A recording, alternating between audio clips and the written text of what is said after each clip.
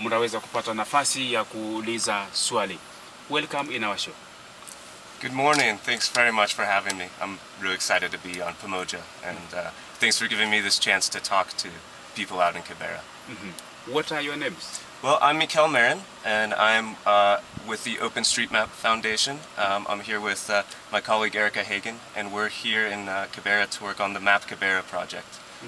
We're going to be here all of November, training young people from Kibera, from each of the 12 villages, in how to make a map for themselves of Kibera. My background is in software development, and over the past few years, we have improved the software to the point where you don't need to be an expert to make maps. And so that's what we're here to show people how to do. Okay, so where is your center that perhaps young men can come so that you have some time to teach them how to make these maps? So we have a number of local partners. We're working with Carolina for Kibera, Coda, Pamoja Trust, and we start training next week.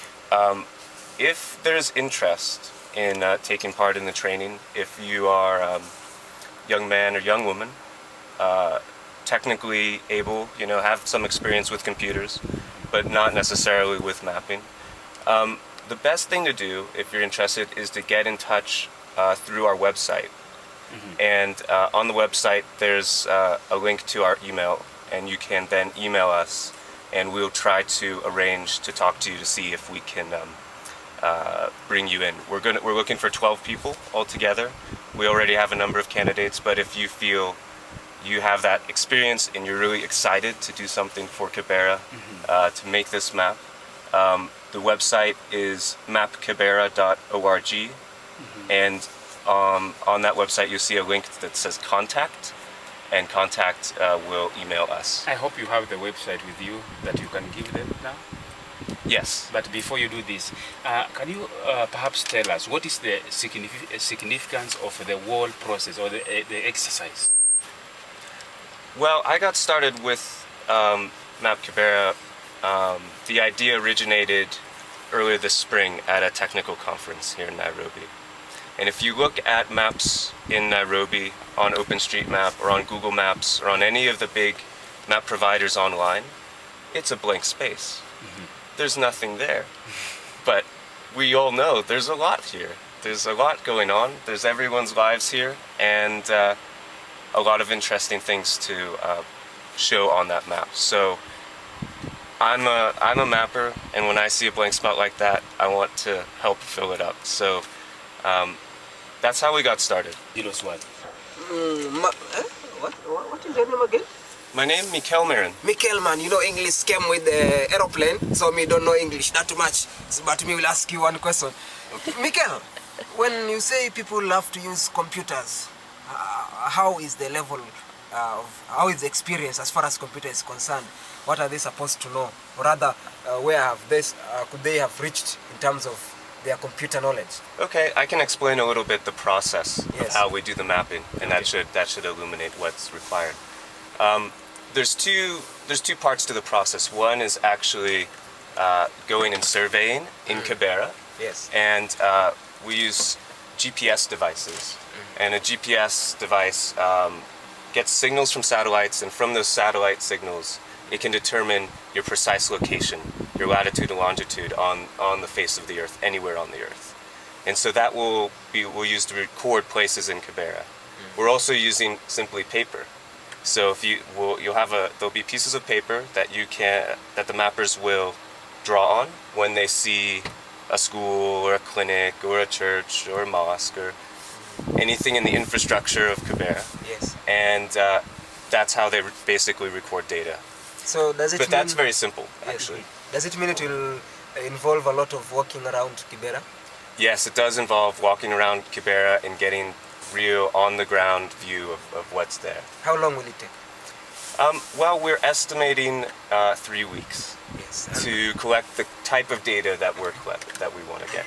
Thereafter, are we going to get certificates, rather exams or stuff? Yeah, actually, each of the 12 people who is with us for the entire 3 weeks we'll get a certificate of completion of Map Kibera. Yes. And we are working on possibilities for forming a group here that can do more mapping activities in the future. Yes. That's still under discussion, but we're have this one project to map Kibera, and then I think there's possibilities for more later. That's immediately. And then in the long term, we're looking to build strong partnerships with our partners here, like Carolina for Kibera and Coda, and they should. We hope we're going to build the capacity for them to take this forward. And also, I'm not going to be in Kenya forever. I'm from the United States. I'm from California, but I almost live on the internet. Like it's basically my home. So well, I've done these kind of projects before, and I don't go away. So as needs arise and as opportunities happen, there's still things that I'll still be involved, and hopefully there'll be a lot of people involved here. There's also a strong community of technical people in Nairobi and a strong NGO community, so we're also reaching out to them so that they know, not just in Kibera, but in all of Nairobi and all of Kenya, there's OpenStreetMap available for them if they need to make maps. You have just mentioned that you have done such a project before. Can you perhaps give us examples of countries in Africa and perhaps not, outside Africa, that perhaps you have carried such a project and it went successfully and it has helped? That is to say, what was the impact of the project? Well, last year I was invited to do a similar project in Palestine, in the West Bank, and then in Gaza in Palestine. And this work was sponsored by the same NGO which is funding this work in Kibera. I'll mention them, Jumpstart International. And we, over 6 months, trained young people in Palestine. They walked every road and made complete map of both the West Bank and Gaza. And that was the first publicly available map that Palestinians had created online on the web. And it's still having an effect. The group at the university in Gaza is working on a number of projects, trying to build community on top of that map. So now you have a map, and you can show where services are located, and provide a platform for people to discuss what's happening in Gaza.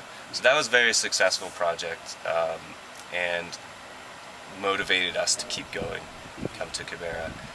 In Africa, I was here last year actually in Nairobi for just 1 week. Okay. And we started to introduce OpenStreetMap. I was also in Egypt, and that's interesting because at that time in Egypt, GPS devices were illegal.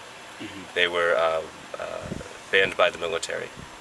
So we really couldn't make much progress there, but through perhaps through some of our efforts, GPS is now legal to use in Egypt, and there's a really strong, motivated community building there, and they're mapping Cairo and also mapping slum areas in Cairo. These are also, in many countries, places which aren't on the map. This is a project for the people in Kibera to represent for themselves what's here on the map. What's something that a place which on most maps is invisible, but as you know, should be visible. So I feel it's a powerful technology that we're bringing, and my work is going to be in teaching young people to go out and use these techniques.